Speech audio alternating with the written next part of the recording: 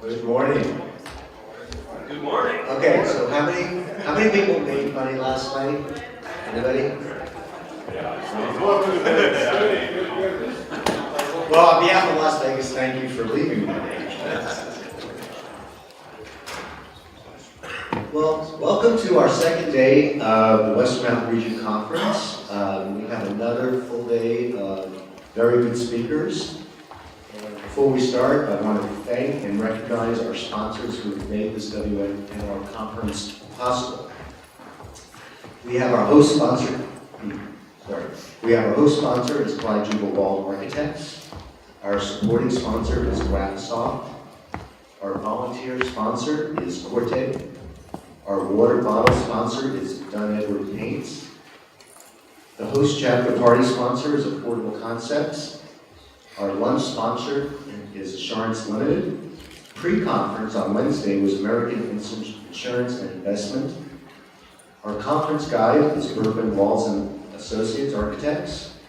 Our welcome bag is Core Construction. Our design award sponsor tomorrow night, Novus Architecture. And our breakfast sponsor this morning was Wright Engineers.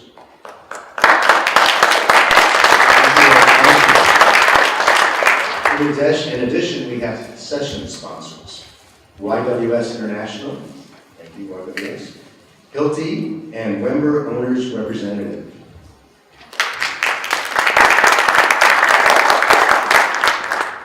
And I hope you had time, and if not, go and see the exhibitors that we have in the back. These sponsors spent a lot of time setting up and being here, and you can visit them during breaks and lunch. We have AEC Solutions, AJB General Contractor, Epic Metals, Georgia Pacific, Johnson Architectural Elements, Kobe Electric, Martin Harris Construction, Leaching Hot USA, Nova Geotechnical, Play Surface Distribution, Rulon International, and Sierra Pacific Windows. So again, thank you for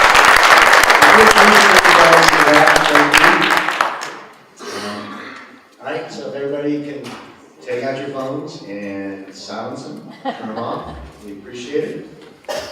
And now, with special announcements regarding the WMR elections and business meeting, our representatives to the Strategic Council, Patrick Panetta and Tanya Salvati.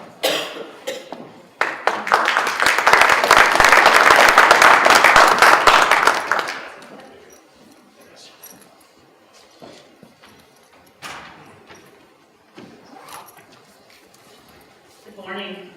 Looks like some sleepy faces in there. So I am Tanya Salgado. I think I may have mentioned it yesterday. I'm honored to have represented you in finishing my 3-year term at the end of this year. More importantly, I believe I'm an architect, right? We're architects, and that's why we're here together. So I put a couple thoughts together. I was thinking, well, as architects, we like to think that we change the quality of life for society and for people. And I think we say that we're maybe not more intelligent, but we know how to balance logic and technology and ideas together, right? That's what we say. We do much more with less, we definitely, oftentimes in all our projects. And you know, the public doesn't really know what we do as architects often, so we're always trying to make the case of what it is that we do. And it's a lot of things, and we all have different roles. We were having a great conversation this morning about the role of an architect that is not an expected role. Maybe you're an owner's rep, maybe you design restaurant concepts. So there are so many different things that we do. We design landscape, we design urban environments, we design lighting schemes. We do so much as architects that people just don't understand. We're artists, we're often craftsmen, and we serve the underprivileged. We dress in black, right? Always fun. Most of us dress in black. But although we dress in black, we're optimists and we're dreamers and we're thinkers, and we play lead roles in movies. We're superstars. We make a lot of money in movies. We respect the past, and we want to think that the projects that we do and the impact that we make will live for a long time. So, I think we have big hearts, and we try to make the best for society. And we often represent our clients, whether they're paying or not paying, unfortunately. And sadly, I think architects are a luxury, right? Not everybody can afford architecture, and sometimes we don't have architects where we should be having them.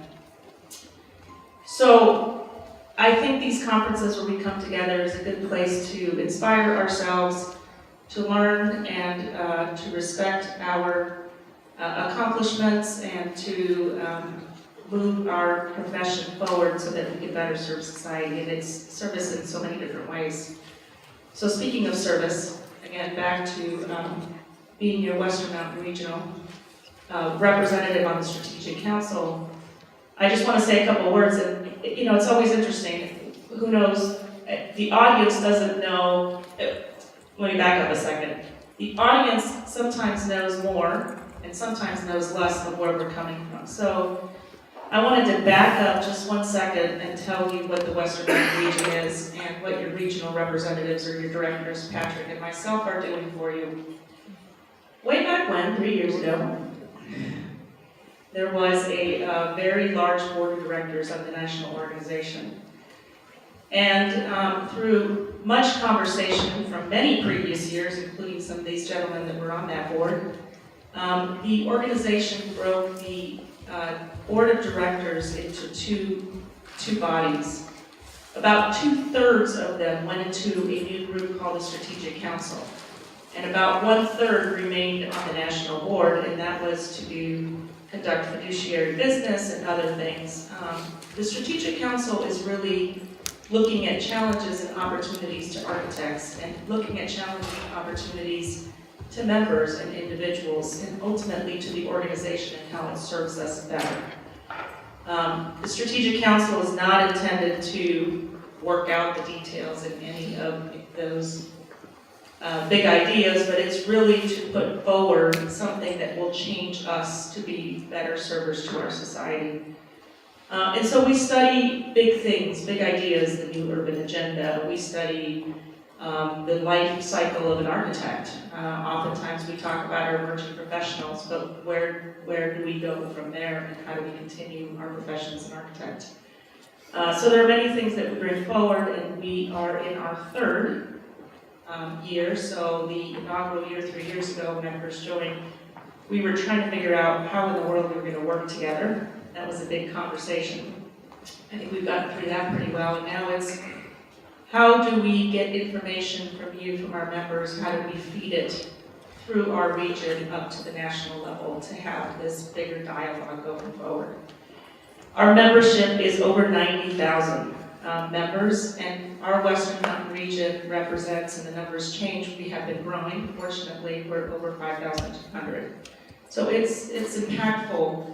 Our states that we represent, and I may have mentioned it yesterday, I can't remember when and where I mentioned this sometimes, but 6 states: New Mexico, Nevada, obviously, Utah, Colorado, Wyoming, Arizona. I always think I'm missing one. I'm just like, I'm going to leave somebody out. So we are different than many other regions. We're similar than other regions. We have vast land in between us, and we've got a lot of empty space, and then we've got some a few very big cities. So we are very different, and we communicate, and it's important that we connect together.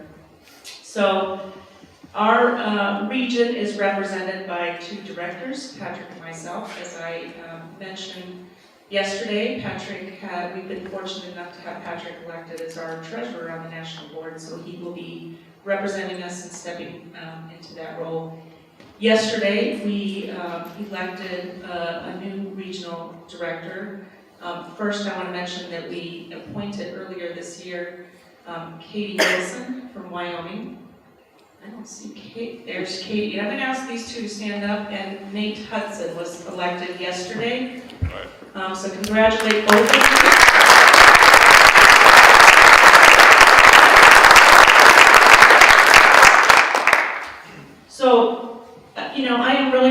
say that these two faces are not the typical faces that you may have seen on the national board 10 years ago. They're diverse in many ways beyond the colors of their faces of what you might see forward. But remember, these two individuals, they have no idea they signed up to be at your service. And so if you have any questions, ideas, comments, thoughts on how this organization can become better, you've got two strong leaders, so please call upon them. So I can talk to you for the next 3 or 4 hours about what the Strategic Council is doing. AIA Western Mountain Region has a brand new website that we launched yesterday. So please take a look at that. We've got a PowerPoint that we've uploaded with that we will upload with some talking points to what the Strategic Council is doing and some reports on the national board. There is always contact information in there if you have any questions or anything. I know we are overloaded with media these days, my precious. But it's important to know that you can always reach out first there, and if not, you can reach out to an actual individual. So without further ado, I'm going to pass it over to Patrick so he can speak to you a little bit about, he's already had the privilege of joining some of the board of directors meetings as he steps into that role, so he can talk to you about that.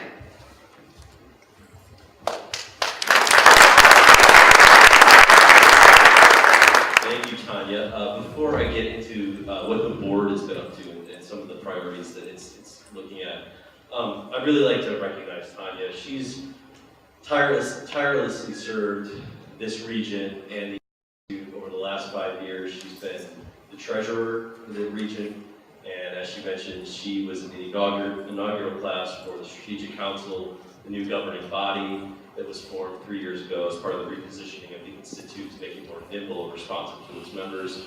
And she has served on national committees. She's been a big driver of diversity, equity, and inclusion. What's the new name of that? It's the Equity and Future of Architecture. Equity and Future of Architecture Committee, and they've been doing a great job reaching out to membership and really trying to make the profession a more accessible and equitable profession to all. So I'd really like to have you all recognize Tanya and thank her for 5 strong years of service to the region.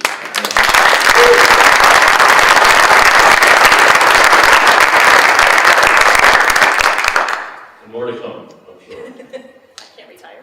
No, you're not allowed. Okay, so what is it that the board is up to? As Tanya mentioned, as part of the repositioning of the Institute leadership a couple of years ago, the idea was really to sort of splinter off a smaller, more nimble leadership group that would tend to the fiduciary aspects of the Institute, some of the priorities and the management aspects of the Institute, while the larger group of representatives that come from the regions would get together to talk more about strategic initiatives and the direction of the profession and how the Institute can best respond to it on your behalf. So some of the things that the board itself has been looking at recently include, Tanya mentioned the new urban agenda. For some of you who might not know what the new urban agenda is, because not everyone is aware of that, it was really the outcome document that came from the Habitat 3 meeting last year in Quito, Ecuador. And it really sort of was the guide around urbanization, a whole set of issues of urbanization and development of cities, and how to best do that and address those going forward. So there's countless topics that fall under the new urban agenda, but these are some of the things that are priorities to folks like us who affect the built environment and can have a positive impact on it. So these are some of the things that are wrapped into the new urban agenda that the board is concentrating on. Some of the other things that they're really looking at is the public value of architecture, demonstrating the value of architecture to society. Some of the things that they're also looking at include the Center for Practice. They're currently setting up, essentially it's going to be a one-stop shop resource for you as a practitioner. If you need any kind of assistance with your practice, that documents, resources, things like that, they'll be set up on the website, easily accessible, some things that can help you be successful in your practice moving forward. So that's one of the things as a resource that they're trying to provide for members. Another big thing that's obviously at the front of everyone's mind after this past season is disaster assistance and response. The president has actually asked me to chair a task force, a disaster response task force, that Bill Bates, our 2019 president and I serve on.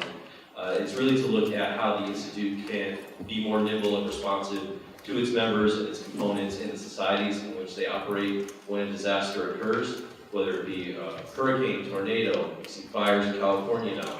There's all a number of disasters. They don't have to be all natural either. They could be potentially man-made. So we're trying to look at things like how can we set up disaster relief funds ahead of time so that when a disaster does hit, members can go someplace and make donations. How to prepare components. Part of disaster response and relief is being prepared, right?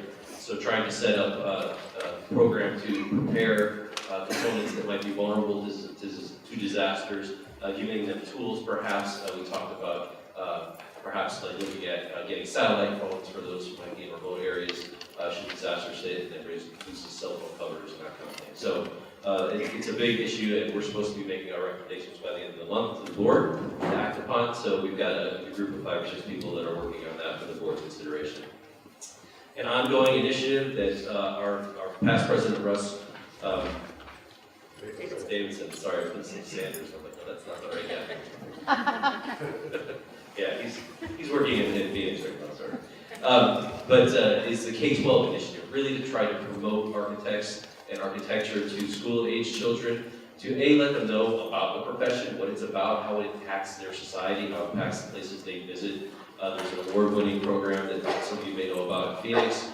We heard about one yesterday here in Las Vegas. So there's really been an effort to sort of categorize and catalog all the good programs that are going on around the nation and share those and really promote the profession to the younger generation so that we have folks who want to become architects and fill the voids that are going to be left by us older architects that will be retired. Another thing that that's going to be sort of in my purview as the treasurer is over the last couple of years, the Institute has reorganized itself to be more effective with their membership dues. We want to be cognizant of what we're spending money on to make sure it's delivering most impact and value to you. So one of the things that has happened is we've reorganized the way we track spending into strategic funding portfolios. So now we know this is how much money is being spent on conference, this is how much money is being spent on outreach, on advocacy, so on and so forth. And we can measure the return on investment that we're getting for your membership dues and how effective the Institute's being on your behalf. So that's another thing that's going on at the board level. We've also talked about a revised resource allocation strategy on how to best share revenue amongst the components. We sort of went to a new model the last couple of years, and we're coming sort of towards the end of that initial pilot project, and there's a task force that has been assembled to look at how to best move that program forward in the future to make sure that the components are getting the funding they need, as well as providing some incentive programs for those who are really doing outstanding work to receive some incentive dollars as well. So that's ongoing.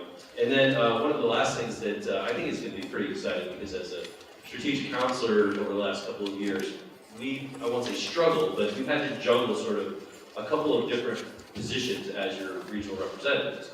We serve on the strategic council, as Tanya mentioned, to really sort of look at blue sky, big picture ideas of how things in the future are going to affect the profession and how the institute can best position itself to address those things. So that's sort of the primary goal of our role on the strategic council.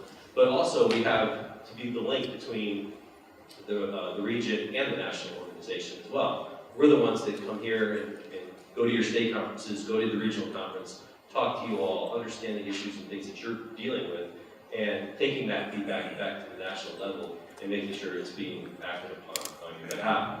So the board really, in the new management model, has really wanted to take that role on itself and hasn't at this point really figured that out. So one thing that's being proposed is going to be rolled out next year, rather than relying on strategic counselors to act that role. The board is now going to play an active role where each of the 15 or 16 members of the board of directors will take on 5 or 6 knowledge committees, state components, regional areas, and they will provide direct briefings and updates and communications to you on things that they're working on. So as a member of the board next year, I am likely to get this region as one of my interest groups, which is great.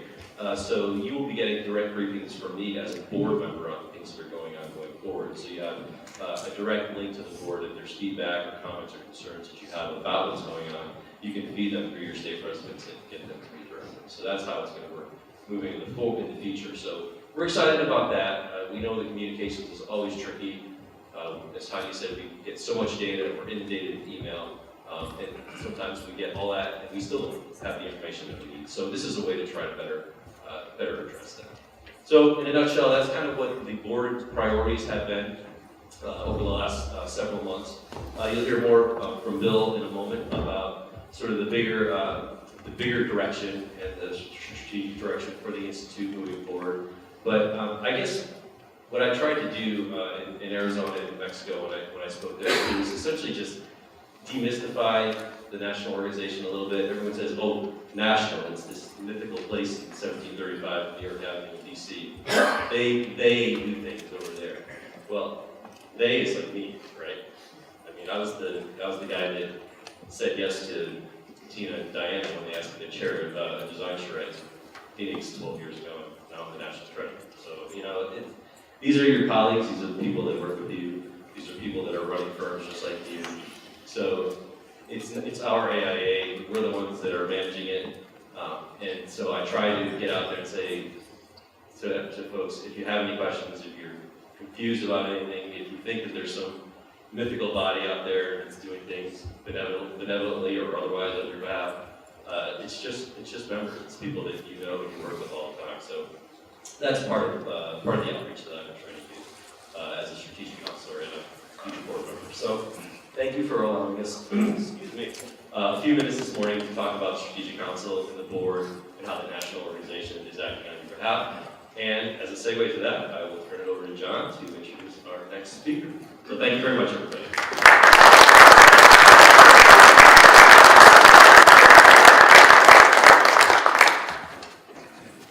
Tanya, it's not going to be the same without you at the head here, but you're going to do great. And Patrick, it's great to have someone from the Western Mountain region in national representing our interests as well. So for a relatively small region, we do well. Yeah. Yes, so thank you. You know, before I introduce our next speaker, does anybody know what the star is for? Have you seen people walking around with stars like badges? So if you see someone with a star, these are the people that were on the committee that put this conference together. And you can all thank Jennifer Turchin, the AIA Las Vegas president-elect, for chairing that and doing a great job.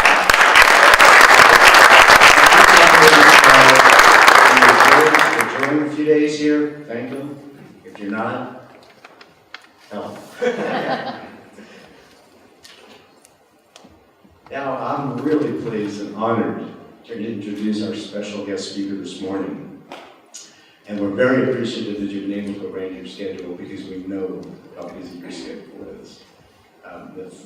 He is the first vice president and 2019 president of the Institute, William Bates, FAIA. And you will be here in Las Vegas for the Conference on Architecture in 19. So.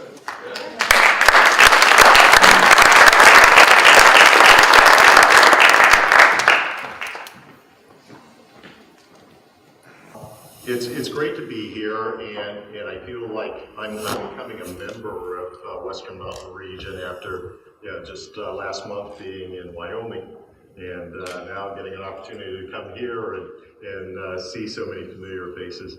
It's a great place to visit. I'd like to just talk a little bit about great profession. I'll tell you a little bit about myself. It's an introduction.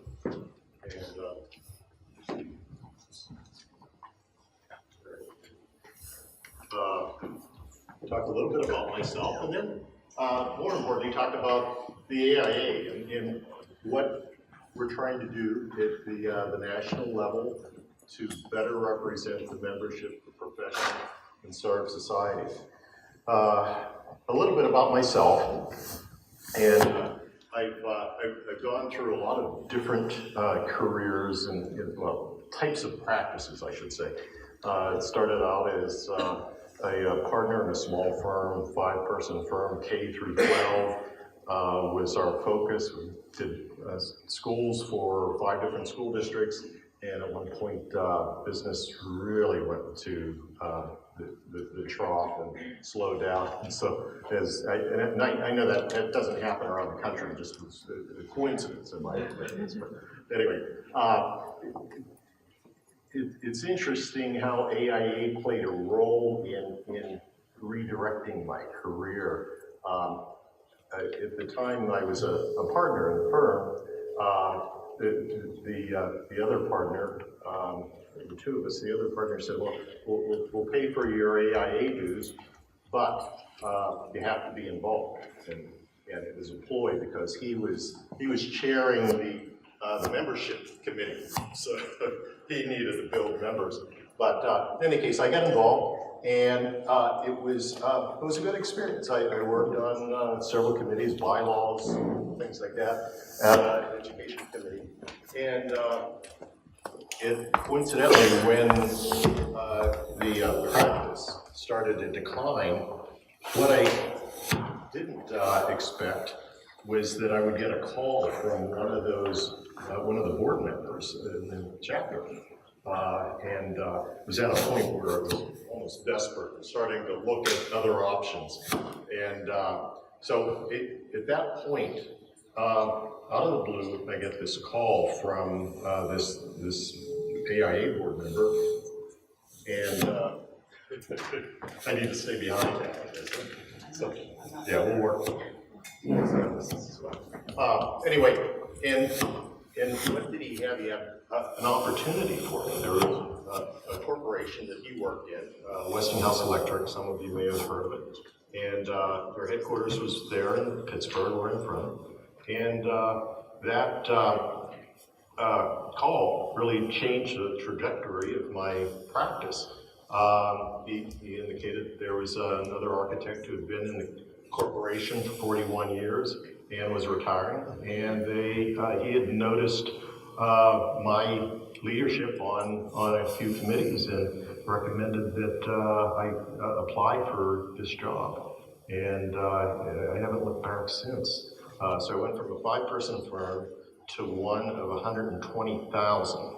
So it shifted in perspective, and the ability to manage projects all around the country was fascinating. And projects of all different scopes and sizes, which I never expected. So designing schools to working on TV stations, radio stations, manufacturing plants, nuclear power processing facilities, and DOD facilities for a lot of stealth stuff that I didn't even know what I was working on.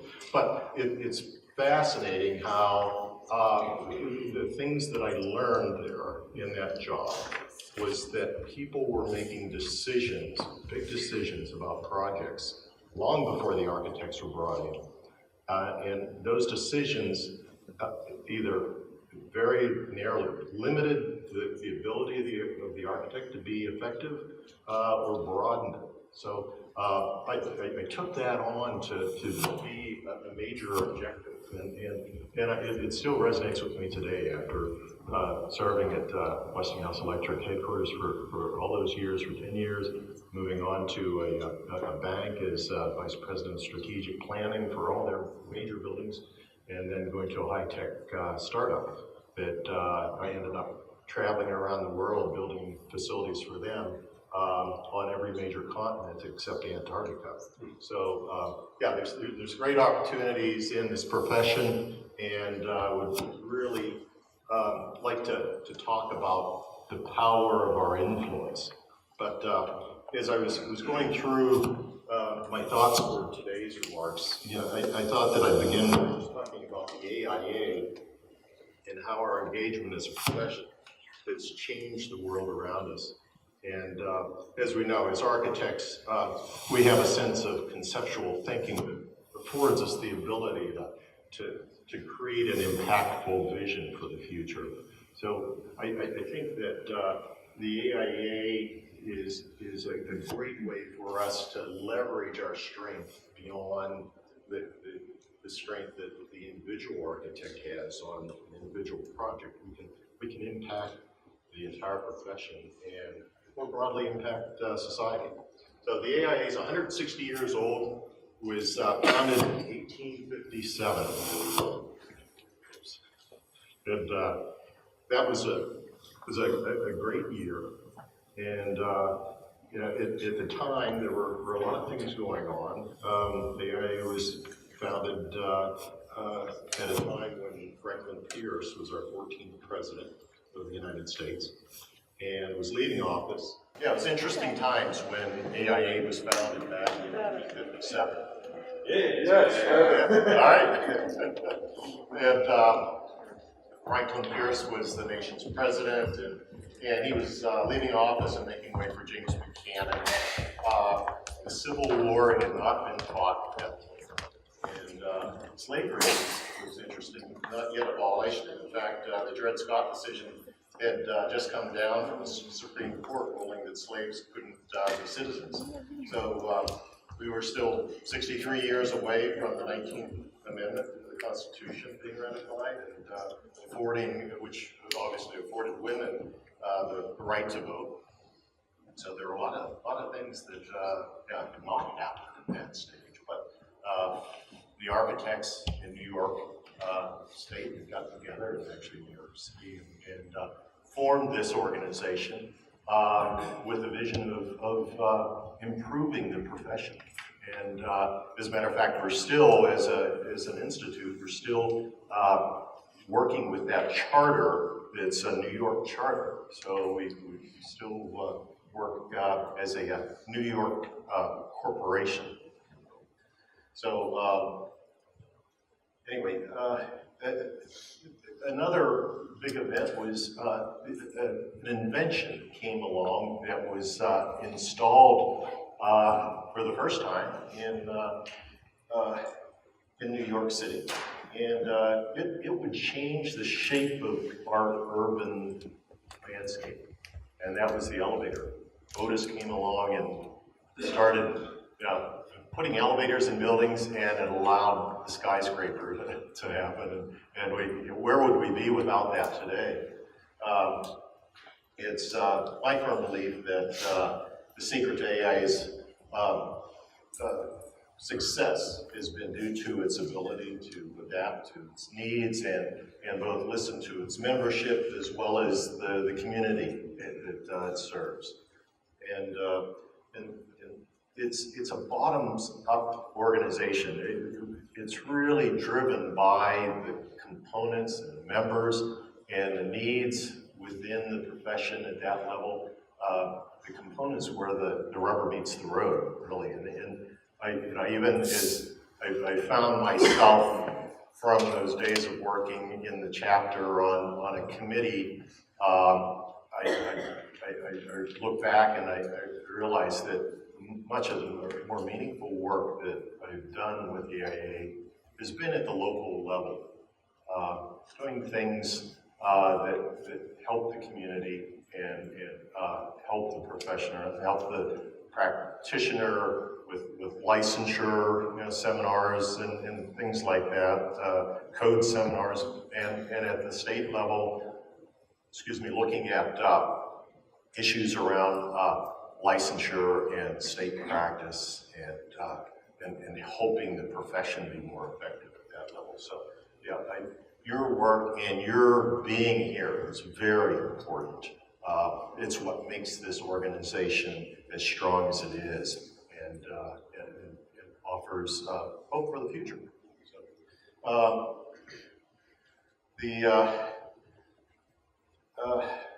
lost my spot here. With that in mind, I'm going to point out 8 examples of things from 4 from the past, 4 that are current that AIA is working on. And these are things that I think highlight what the power of AIA is about, and the significant roles that play in changing our built environment. And so we should be proud of what we've accomplished. The first item is historic preservation. During the Great Depression, FDR had developed a New Deal, and in 1933, it included the Civil Works Administration, and the Depression had taken such a toll. There was this desperation to find jobs and meaningful work for everyone. And there was a young landscape architect who was working for the parks, the National Park Service, who wrote a memo about outlining the documentation of historic buildings. And there were some historic structures on some of the national parks properties. And he suggested that perhaps architects could play a role in that. Well, AIA stepped up at that point and developed a strategy. And they put together what has become HABS, the Historic American Building Survey. And I'm not sure how many of you are familiar with that, but it documented hundreds of buildings across the country, historic buildings. And it is still in use today. And it's a national program that's very effective. The federal funding actually was unusual for today, but at that time, a month after this recommendation for the architects to get involved, the funding came from the federal government. And so that had a significant change for the establishment of HABs, and we used the model that AIA had for its components. So they had these 39 sections that were a model of AIA, and then they established representatives in each of those sections, and those are the ones that led this charge for building documentation. And there were so many things that were done at that time. It's a great program, and AIA was a key element in organizing. So we've got a lot to be proud of there.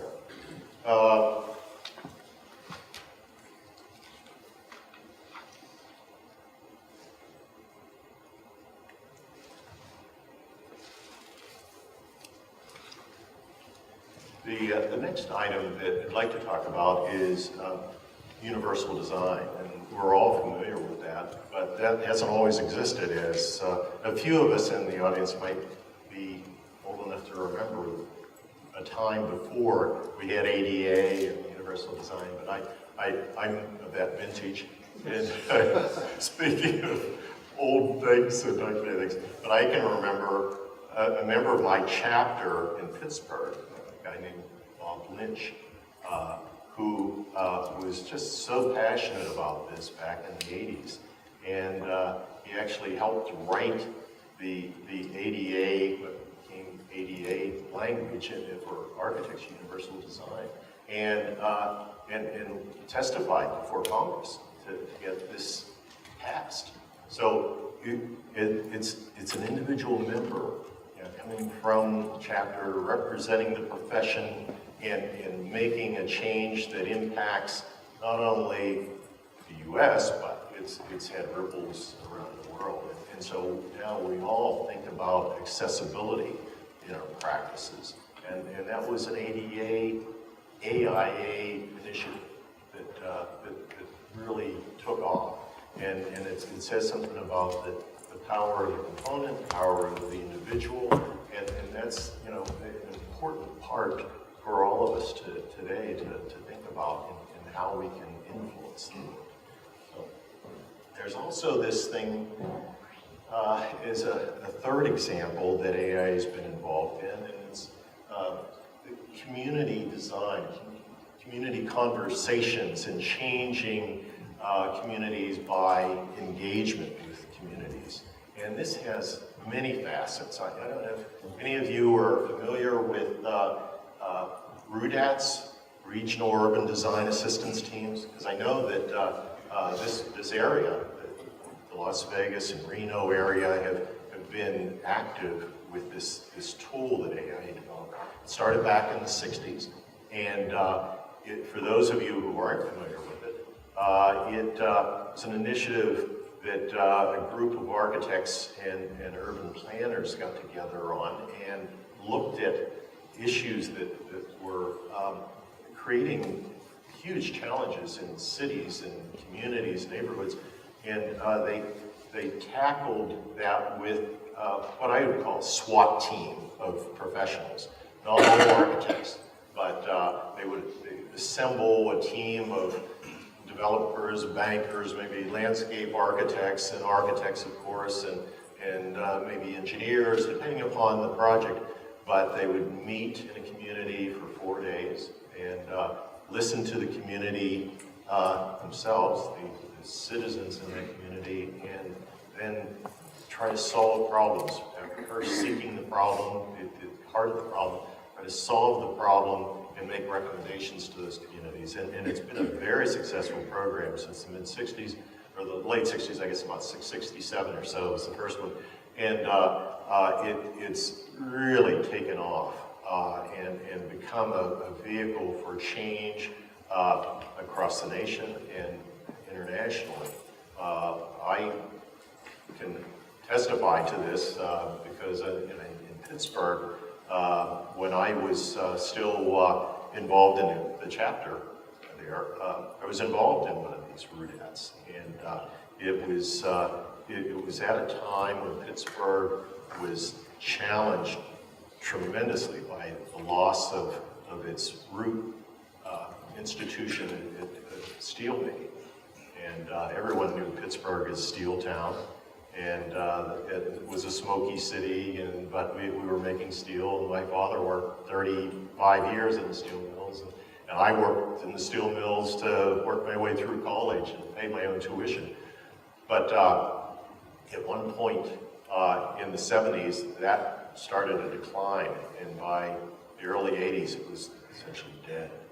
And so the city really didn't know which way to turn. They had this huge void. And so in the 80s, there was a group of AIA members from our chapter who said, well, let's try to do something about this. We looked at the RUDAT program and decided to pull other similar cities together, Rust Belt cities that were challenged by the decline of industries in their areas. Those cities were brought together, and we had a large RUDAT. Actually, it was the largest at that time, and it included not only U.S. cities, but European cities and Asian cities that were based around steel. And we were lucky enough to get support from AIA and RIBA in the UK, and the keynote speaker for that event was Prince Charles, and it brought a lot of national attention to the concept of the RUDAT, because we made recommendations for changing the course of the city and convince the city that they didn't have to get steel back to be successful. And as a result, they made the transition to other industries. It's eds and meds and other high-tech industries now that drive Pittsburgh, and it's been rated numerous times as one of the most livable cities in the country. So it's sort of an example of the potential, the change that can be brought about by a group of architects taking on an issue in a community. And this is happening around the world, and in other settings, the same process is being used for SSTATs, sustainable design assistance teams, and resilient design assistance teams, where, and we heard Patrick talk about the task force that we're looking at to help cities that are vulnerable to natural disasters and sometimes man-made disasters, and how can we go in and help them. I've seen this same process of community engagement, helping cities like Dublin, England, Dublin, Ireland, and Birmingham, Alabama, after tornadoes. They're dramatic examples of the success of this, and likewise here in Nevada. So it's something that we can be proud of. We've made change, and if you come to Grassroots next year, you'll see a number of videos. You can actually go to, I think, our AIA national website and see a few videos of some roudats that have taken place around the country. But these are wonderful things that AIA has been doing over the years, and I think they're powerful and something that we can all be proud of. So we've also got other things like the major force behind energy conscious design. And AIA was one of the first to conduct a research and information program evaluation back in the 1970s. And it was supported by the Federal Energy Administration. At that time, there were 80 accredited schools with 30,000 accredited schools of architecture with 30,000 students. And the AIA Research Corporation developed energy conscious design competitions, promoting the work in a studio setting between students and faculty, and created a form of dialogue that hadn't occurred prior to this. So, they also conducted a curriculum survey directed at faculty administrators, and serving as a precursor for LEED certification. The work paved the way for architects and others in establishing what we now refer to as green building, sustainable design, resilient design movements. And those of us who might have been practicing in the early days of this back in the 80s might remember a program that AIA initiated called Energy in Architecture. And it was a phenomenal program. It's another benefit of being on an AIA committee, which is your chapter, is education committee chair. I was able to attend all of these programs. And it was a 4-part program that just talked about energy and sustainability within a building. And our 2030 challenge is really built on the foundation of that energy and architecture program. We looked at solar panels and wind and insulation and all sorts of things. And we really had a jump on the whole initiative of saving energy and conservation. And it led to LEED. And now LEED has led to other things, and we're starting to see green building codes, which I think is the eventual ultimate shot of this, that we really should be getting the nation to think about how we use energy. And there's so much of it used by buildings, as we know, that the more we can save in our designs, the better the nation is, and it allows more freedom for use in other areas.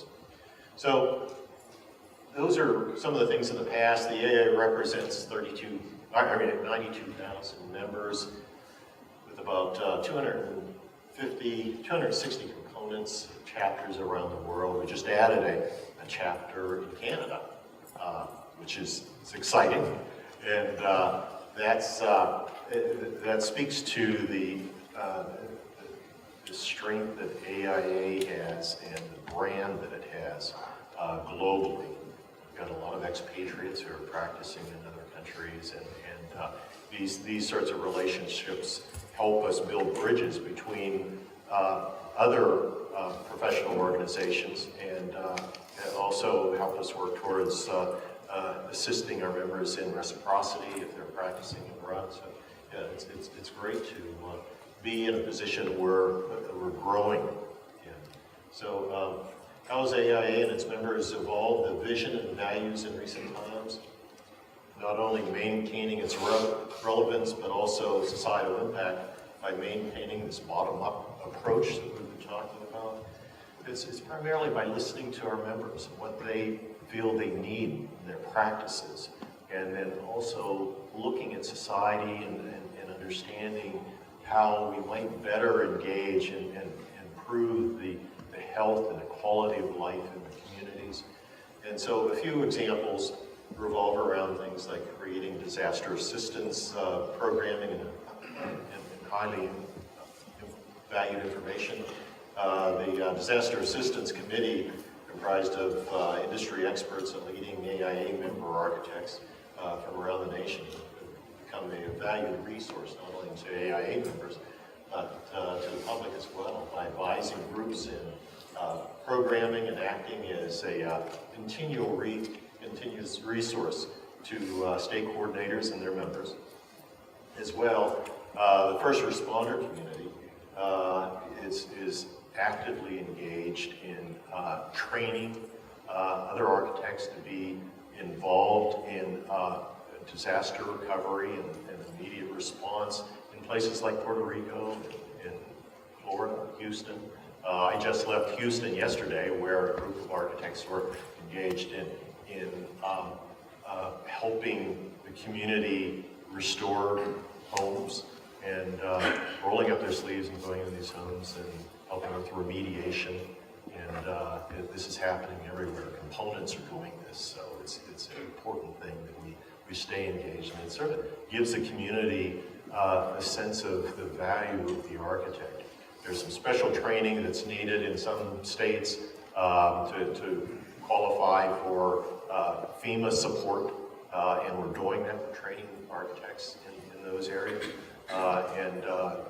Also at the state level, we're trying to make sure that states enact a Good Samaritan law to protect us when we're trying to do good things. So, those are very very positive things that AIA has done. And if you'd like to know more, I recommend you take a look at our website. And we also have done some things with equity and inclusion, which Tanya's been involved in. And it's really looking at changing the face of the profession. Historically, as you know, it's been male-dominated, and there are challenges with getting new faces in the profession. We're starting to see that happen in the universities. That's great. It's really exciting to see that there are more women. The classes in many of the universities and architecture programs are 50% women. Minorities are starting to increase too in those, whether they're Hispanic or African American, Asian. Those numbers are starting to climb, and that's encouraging. Although the one challenge that I think is really critical, and I hope that if any of you have a chance to engage as mentors or as faculty, that you get engaged as support for encouraging young people, whether men, women, minorities, to become licensed. And this is a real concern. As many of us with gray hair are starting to think about retirement, we're going to not have enough people to backfill our positions. So we need leadership, and they have to be registered. They have to be architects, and there's been challenges with that. So anyway, we're working in that area, and the demographics are very important, so that we the communities that we serve begin to see how we reflect their needs and profiles. So that's an important thing. And some of you have heard about Women's Leadership Summit. That's another example of how AIA is spurring change and encouraging women to be involved in the profession. And a few years back, and I guess it was 2007 or 2008, you saw the press that talked about how architecture was the worst profession to be in. it discouraged a lot of students from joining the profession of going into architectural school. But now, if you read USA Today's more recent reports, they're saying that architecture is the best profession, that there are more jobs per capita for architecture graduates than any other career, and which is a great thing. And I think some people are starting to see that. I've talked to a number of architects from around the country. I was just talking to some from Chicago the other day, and they were telling me they're having trouble hiring people. It just, and firms are robbing employees from others, which is not great, but it says something about the practice and the quality of the profession and the desire to engage. So it's really important that we all take a role. We're leaders in this room. We can mentor people and encourage them to stay in the profession and become registered and think about alternate careers. One of the things that we've seen is advocacy at the national level and the local level, and we can have a huge impact as advocates in the AIA.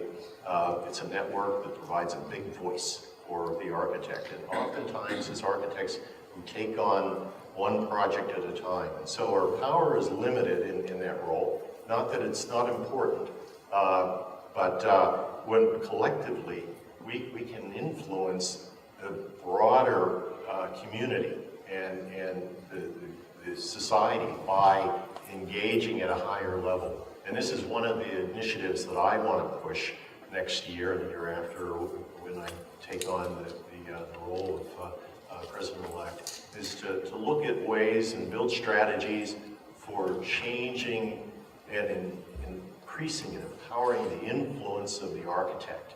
And by doing this, not just through one building at a time, but our engagement at a higher level. And my experience as a corporate architect, I realized that a lot of big decisions are made by people who have no vision at all. They're lawyers and accountants, and they look at numbers, they don't get the value of design. And when they think of architects, it's their thought of bringing the architect in to do the drawings. Just get those drawings done. We've decided what we want. Don't tell us anything. Don't confuse us with any of this creative stuff. That doesn't pay in their mind. But I've seen it pay, and we can have a huge impact by making broad decisions. And we need to get on councils, commissions, sitting at the boardroom table, helping to make those big decisions before they're narrowed down and going off on the wrong track. We often find ourselves as order takers, and we need to play a big role. And so my hope is that we can build a strategy that will allow us to be more influential, more powerful as a profession, and change not only things for society, but change things for our profession so that our practice is easier. I've often been in private practice, was frustrated by the fact that there were so many times when a client came to me with a project and it was already baked, and there was no latitude for creativity. They picked the wrong site, they had sort of sized it wrong, or and it was all driven by numbers, but if only you had been there early. So the idea is to get in early and have a bigger impact with our creativity. So I hope you'll think about that and join me in that. We're going to talk about that at Grassroots next year, which is what I'm planning right now. And we're going to have some exciting speakers, so looking forward to having you there, and I appreciate the opportunity to talk to you today. And stay involved. And if there's anybody that you know who should be here or isn't here, young and energetic, get them involved. Just like my partner did when I was a young one coming along. Get involved and stay involved.